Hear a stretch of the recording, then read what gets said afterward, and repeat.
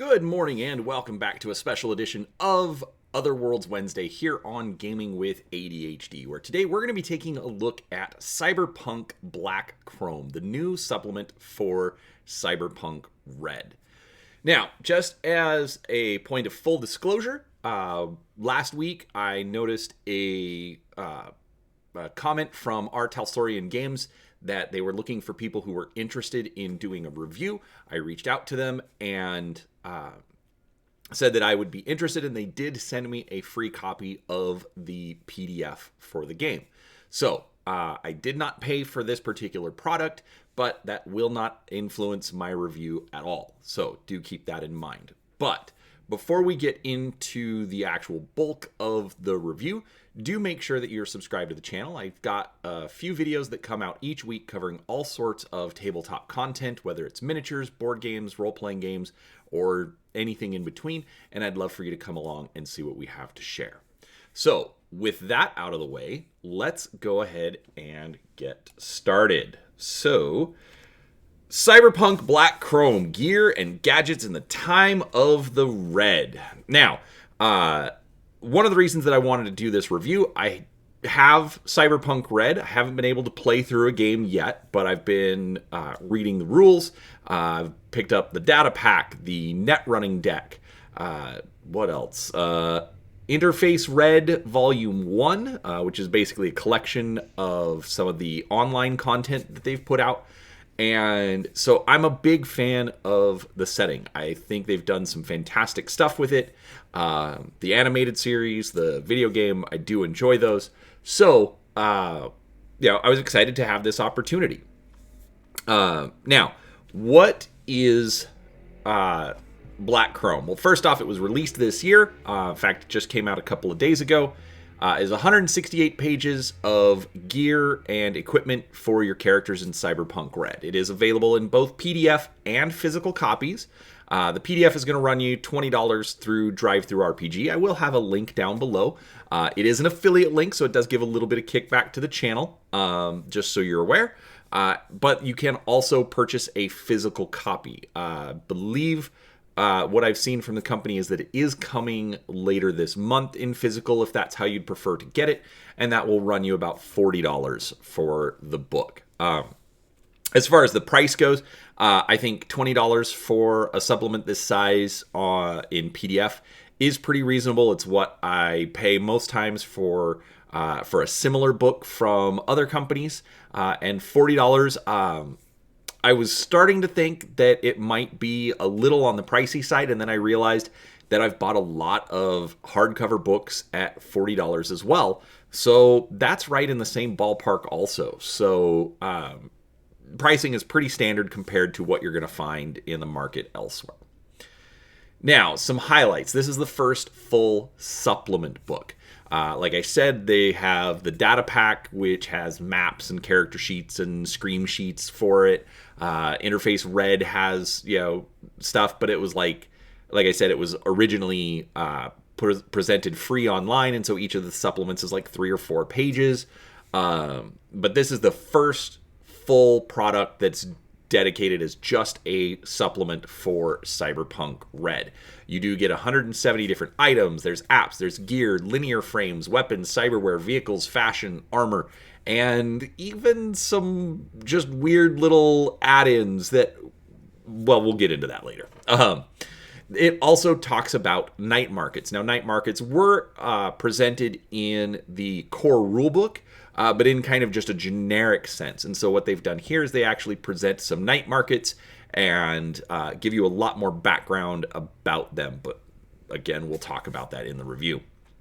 Now, they also talk about Cyberpunk Red economics. Now, this I thought was very interesting because as far as the economics are concerned, again, we'll get into that during the review, but it was a very interesting look at the setting. All right, so I want to kind of compare what you find in the Cyberpunk Red core rulebook. So first off, the items are typically rather generic. Corporations are listed for some of the items, but usually it's more for flavor than for specific items. Not that they don't provide some of that information. Like there is a chart for low quality, standard quality, high quality items, and like a particular brand name. But it's mostly given as an example, not like, oh, here's a list of this item from this company, and how that applies. There are also quality rules. So if it's a low quality item, this is how you would affect it. If it's a high quality item, this is how it would affect it. But again, they're still presented as generic. So if it's a low quality, heavy pistol, okay, but it's essentially the same as any other low quality heavy pistol. So just kind of generalized rules for those. Now, there are some exotic items listed in the core rulebook, but not a ton. Just enough to kind of give some flavor to the setting. So just as an example, I wanted to show, this is the ranged weapons chart in the core rulebook. And so as you can see, it's just medium pistol, heavy pistol, very heavy pistol, submachine gun, etc. And just here's the type of weapon. Here are the stats for it. And here's how much it would cost you to buy it. That's it. So, which is fine. It's a core rulebook. It's not supposed to be heavily detailed like that. Now, in the core rulebook, we also see the introduction of night markets. Now, these are presented in just a generic sense, and basically you're given a chart similar to this, roll a d6 twice on the table, and determine what kind of items you can find at a night market. Now, what's a night market? It's sort of like a semi-underground, quasi-black market. Basically it's not official. It's not the corner store. And you may be able to get some stuff that you're not supposed to have your hands on, but that's a separate issue. Let's see. So, now, Black Chrome introduces what they call the C book. Okay, you'll notice it in on some of the pages. Basically, it's written as CBK, pronounced C book, and it's based on the original Cyberpunk 2020 supplement Chrome 1 and 2, which is actually 2 books combined into one. I have the PDF of Chrome of the single book that they released. This has been modernized for the 2045 setting, and it's presented as more of an app instead of a physical catalog. So they actually even give some in-game lore for this particular change. So the original Chromebook was presented as a printed catalog, and it's just like, oh, I would like that thing, and you order it and you receive it, and no big problem. But in the setting, because of the Fourth Corporate War, basically the supply chains were just shredded, and so a physical catalog of easy to acquire items isn't as applicable in that case. And so they've switched to this particular app, and the app is general. However, you don't actually have any data in it until you get to the night market, and then it populates with the information that you can find. Now, there are 7 different categories, like I said: app, cyberware, fashion, general, linear frames, vehicles, and weapons. One thing I did like about the PDF is there are so many hyperlinks. In fact, the copy that they sent me is now out of date because the copy for people that purchased it has been updated to add even more hyperlinks. Because it's presented as an app, that we're actually familiar with today. The items have buy it now buttons. In the version that I have, they don't work.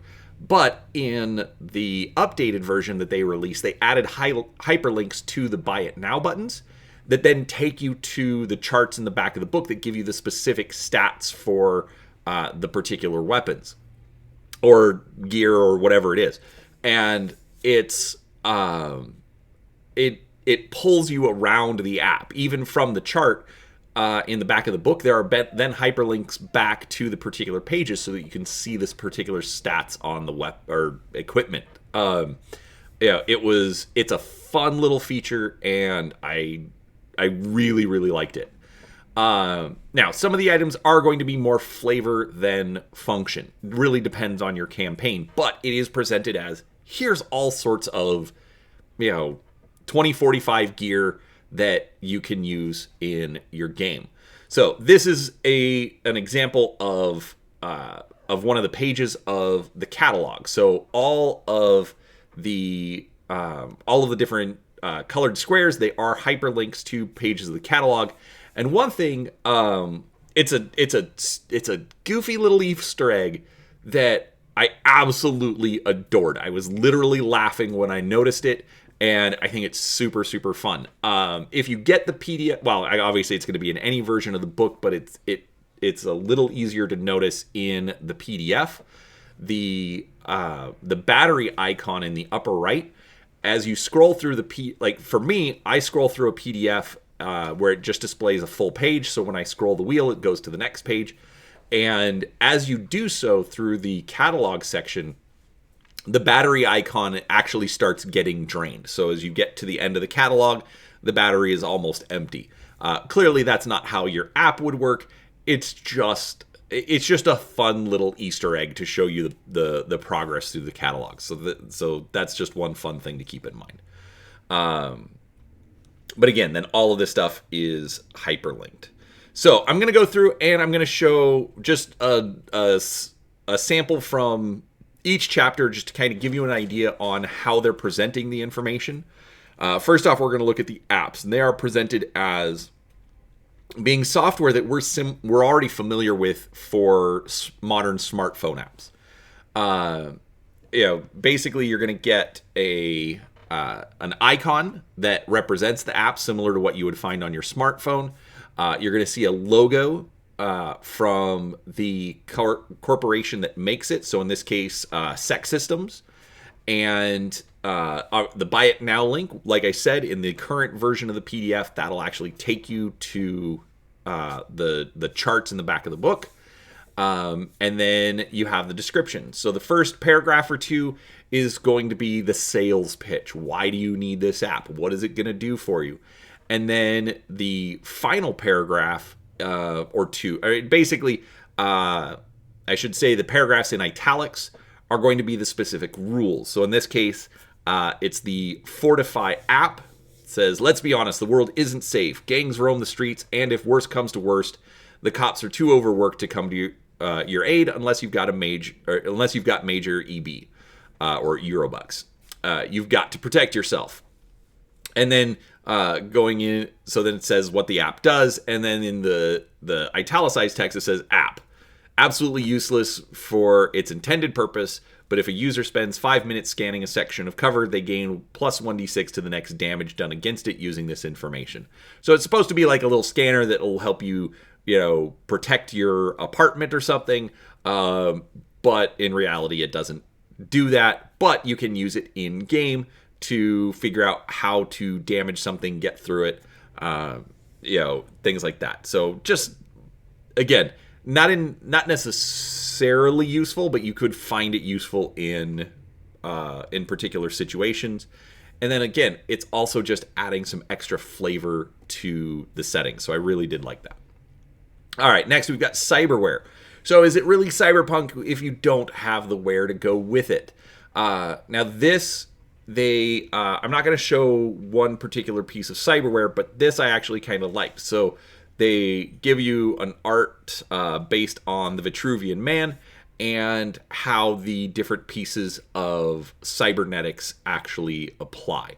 So they, basically all of the cybernetics are numbered and then shown in the list on the picture. But then you go into the actual catalog, and then it will actually describe those particular pieces of equipment and the rules applied for them. There's also a section on fashion and armor. So basically, it's more about inspiration for your character's look. Now, this is kind of a fun fun way to do it. Basically, each one is sort of like a police lineup.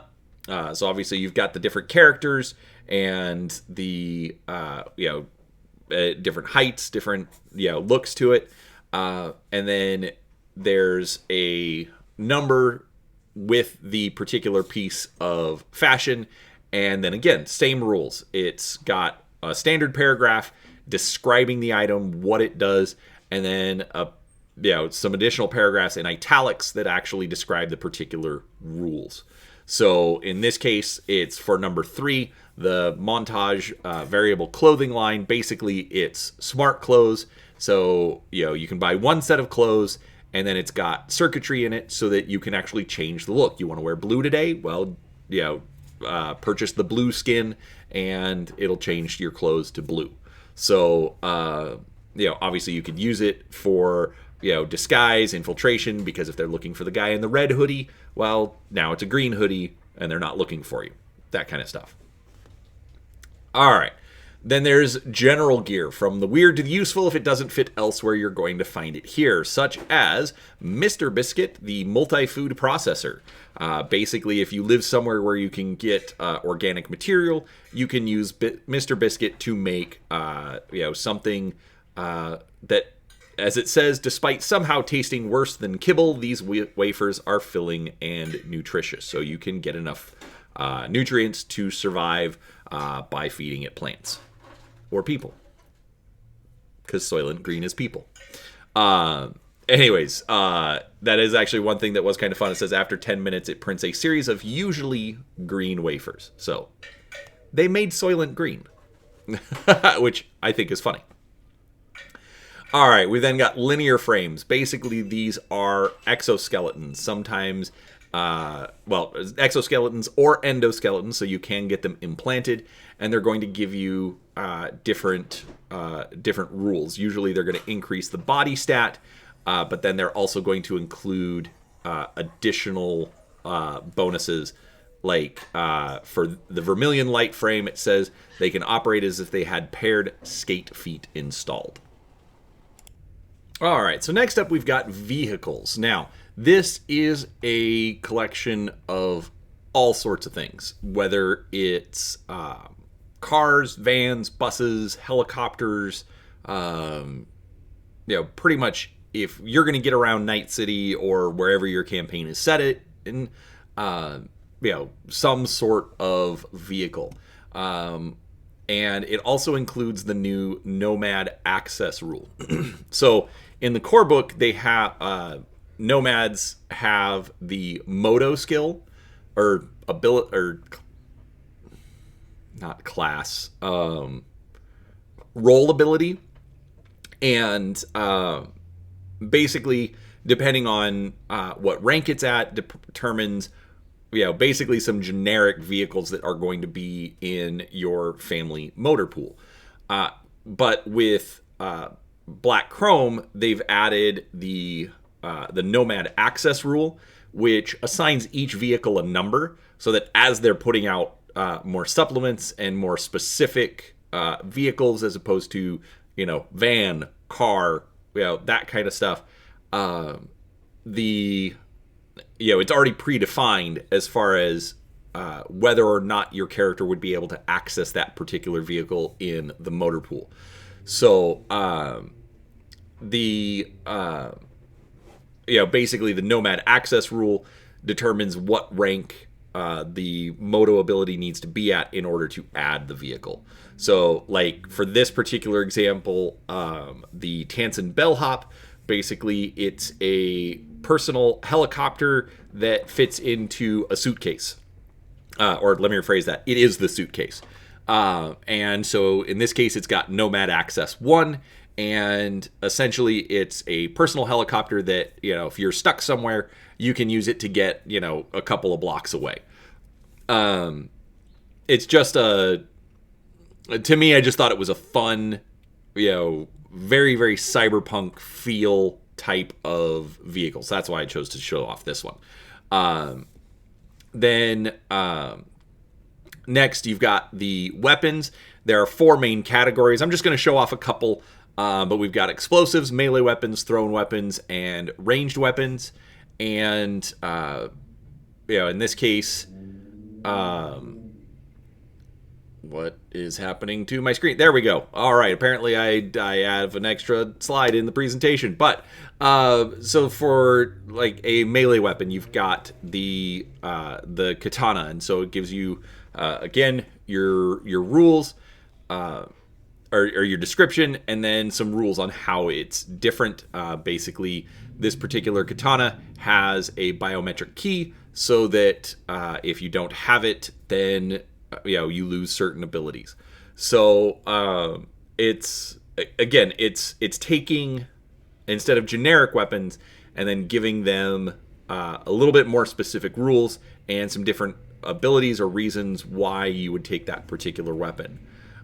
For firearms, I decided on the Gunmart Special and the Gunmart Smart Special, basically because I thought they were hilarious. So like, for the Gunmart Special, the pistol appears to be military grade, but the exterior design hides the rather cheaply functioning mechanics inside.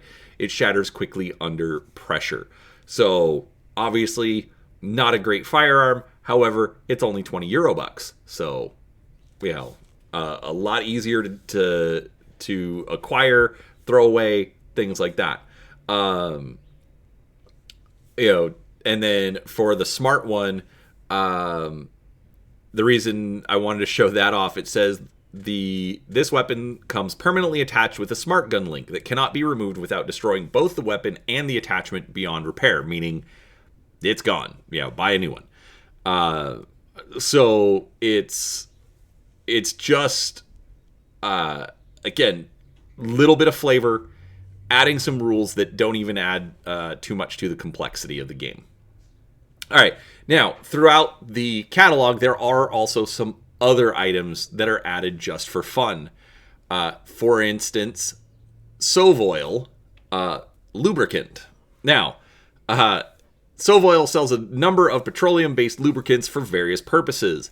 Their three most popular provide lubrication for medical uses, such as first aid on burns and scrapes, personal use to ease adult activities, and industrial uses, such as loosening nuts and bolts and quieting squeaking hinges.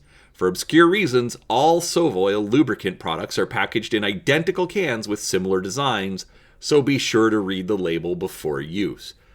Again, flavor, there's obviously good reasons that you would use it in your game, but just fun.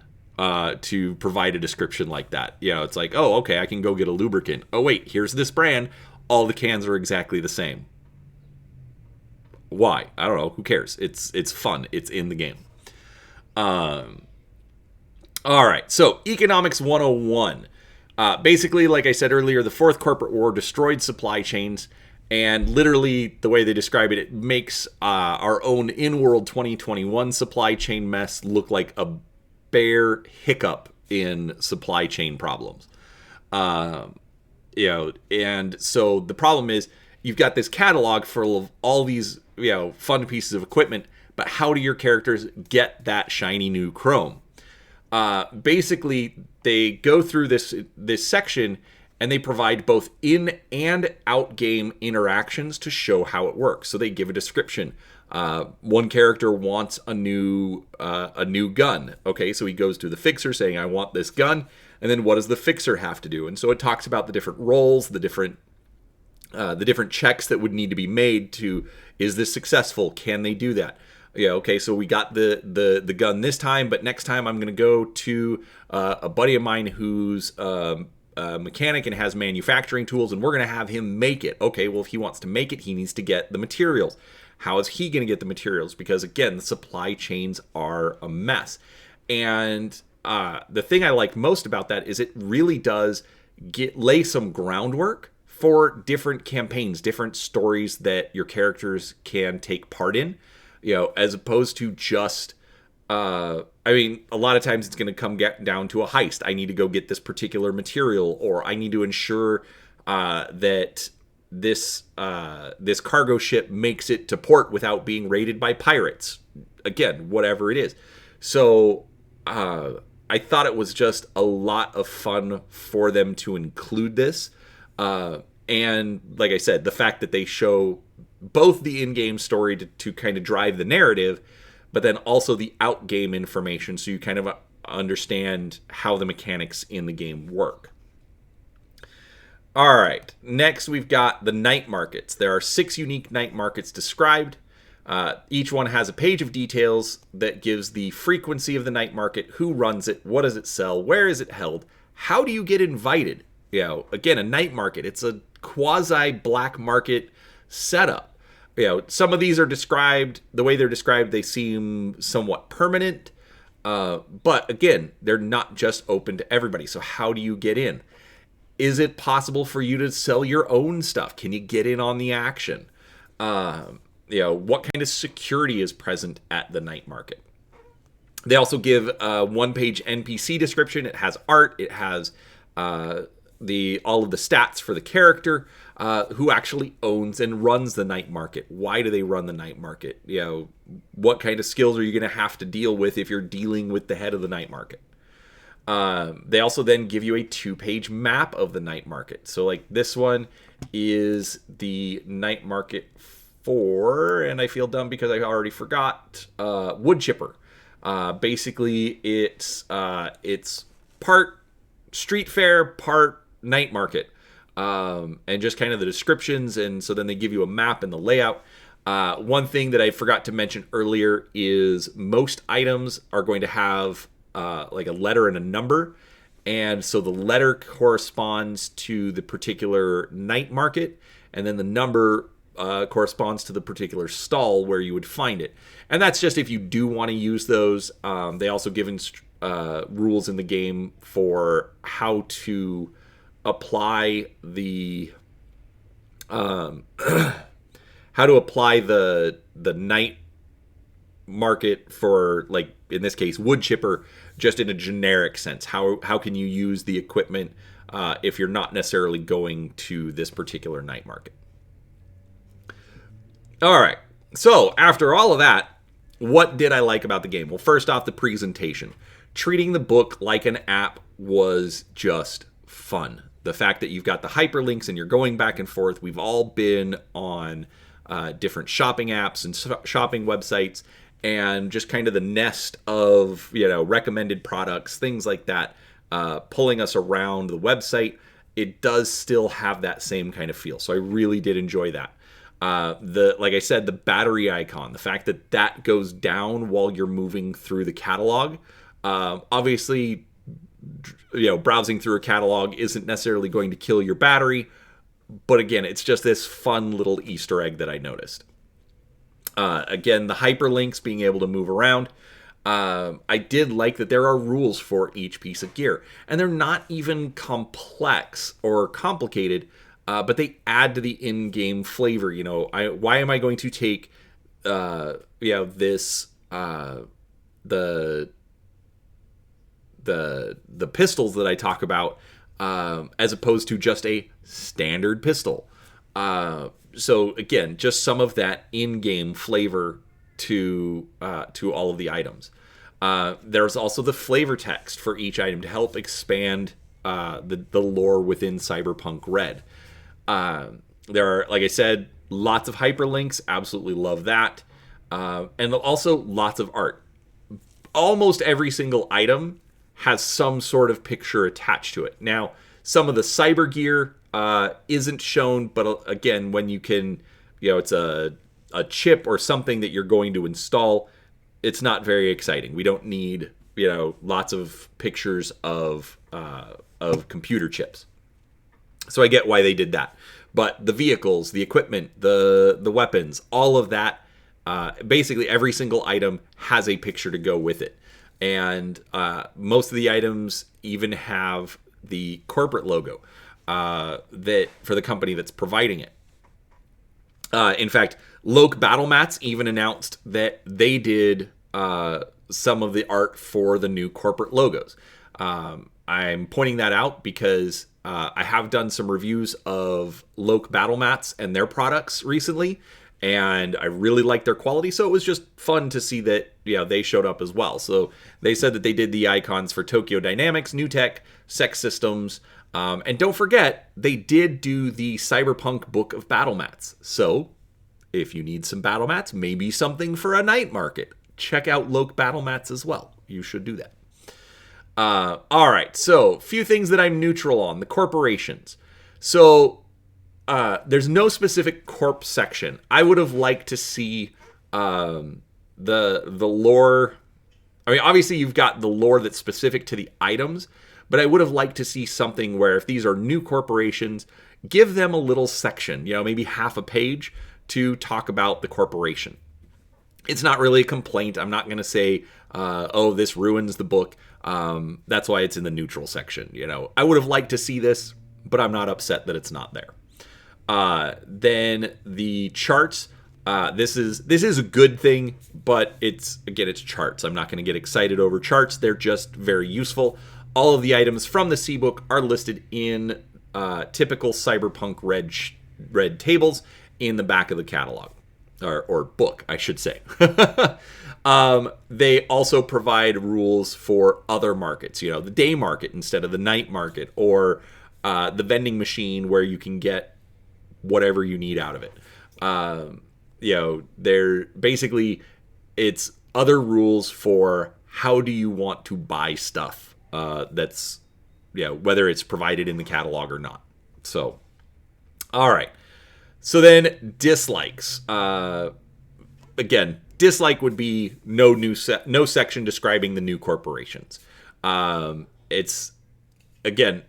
not necessarily upset over it, but it's the biggest criticism I can give over the book. Like I said, it's more a catalog of different items. It's not game changing as far as adding a ton of new rules to the game, but it is adding tons of flavor. So having something like that to describe these new corporations would have been useful, but it's also not a deal breaker. Also, this is going to sound kind of weird, but literally I have something undefined. Like, this isn't a perfect book. Something in the back of my head says maybe there's something to be a little bit more critical on. The problem is I can't put my finger on it. Okay, I don't have a problem with the price. At some point I will pay the cost to get the book through DriveThruRPG, just so that if they do any additional updates, things like that, I can get those. But overall, I mean, it was I don't know. It's a weird criticism to make, but it's one that I've got. I was sitting here and I was trying to put my finger on it and I couldn't. So I'm going to leave it at that. But in conclusion, what do I think? Number one, if you're a fan of Cyberpunk Red, there's no reason not to get it. It's, and honestly, in this case, I kind of prefer it in PDF for $20. Like, to me, as far as prices go, $20 is sort of that kind of no-brainer line, where I'm not going to think about it a whole lot. If it's something I want and it's $20 or less, I'm generally going to buy it and not run it through the finance department. But, if you want the physical copy, paying the $40 for a hardback book, 170 pages, also isn't unreasonable. Again, it's full of art. It's put together very well. If you've watched any of my other reviews, you know that I'm a big proponent on having enough art in the book, and the fact that almost every single item gets its own picture. Absolutely fantastic. Lots of extra flavor art. So overall, it was fun. I enjoyed it. I look at RPG books as, does this make me more excited to play the game? And Cyberpunk Black Chrome absolutely makes me more excited to play the game. So, with that out of the way, what did you think? Have you picked it up already? Are you a fan of Cyberpunk? Is this making you more inclined to play? Let me know down in the comments. This is one of the games that's kind of been percolating, for me to want to play, but we'll go from there. So, I do apologize for this being a little long. It was just, I wanted to make sure that I gave it a good amount of coverage. But if you enjoy these videos, do make sure that you give them a like, subscribe to the channel for more content. Also, look down below. We will have links to our social media, Facebook and Twitter, if you want to get notified when new videos come up. In addition, there is a link to DriveThruRPG. Like I said, it'll be linked directly to this book, but it does give a little bit of a kickback to the channel so that we can continue bringing additional reviews and additional content. So with that all said, thank you so much for watching. Do appreciate it, and we will talk to you next time.